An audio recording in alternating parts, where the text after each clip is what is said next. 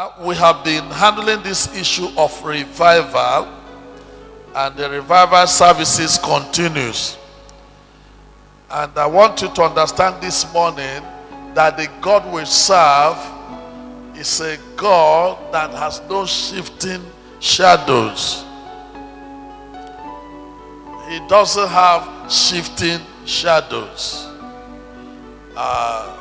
James chapter 1 verse 17 says that this God, there's no variableness, neither the point of turning. God does not promise you something today and fails. Now, Habakkuk chapter 3 verse 2. Why must somebody be afraid? I have heard your voice. This other one says, I have heard about your works. I've heard about you, and I became afraid. You know, the work of God is a terrible work. We have not seen God. We have seen a little of God. We've been talking about revival, and it looks as if nothing is happening. And some of us have had a little, just a little glimpse of what God intends to do. When you see God's terrible work, you cannot do anything but to fear. You become afraid of this God. This God is a terrible God. When you will see God fix new eye bulbs, you see God lengthen the legs of people, or even those who don't have arms, you see arms growing out, you will fear.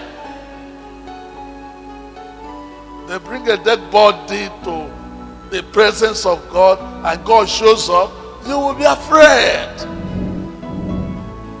Apostle Paul talks about the mercy of God and the severity of God. This God that is so merciful, whatever you do, it doesn't seem as if he takes record of it. The day he rises to act, that's when you know that he works in two ways. He can be so merciful, and when his anger rises, he can be so terrifying. Now, Habakkuk heard about what he did before and was pleading to God, do it again. Can we all rise to our feet? Hold somebody by your side. God, we have heard about revival in the Wales, revival in North America, revival in South Korea, revival all over the place. We want you to do it in our own time.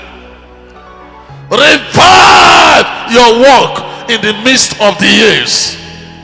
In the midst of the years, the quietness of the church in Nigeria, in the midst of all the calamities, all the things that are happening, lives that are being wasted, is because the church is not revived. I'm not saying the church is not holding the truth, but the church is not revived.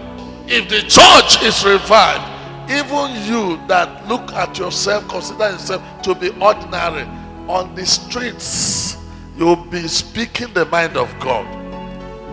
Whether anybody is going to shoot you or not, it doesn't matter. He did it before, he will do it again.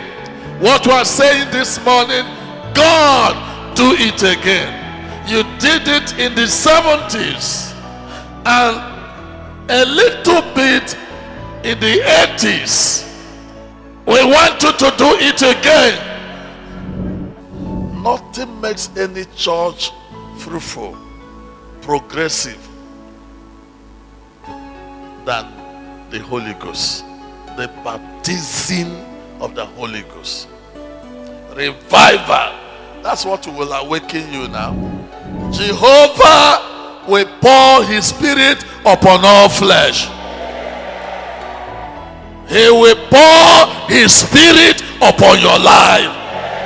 He will pour his grace upon your life. He will pour his power, his anointing upon your life.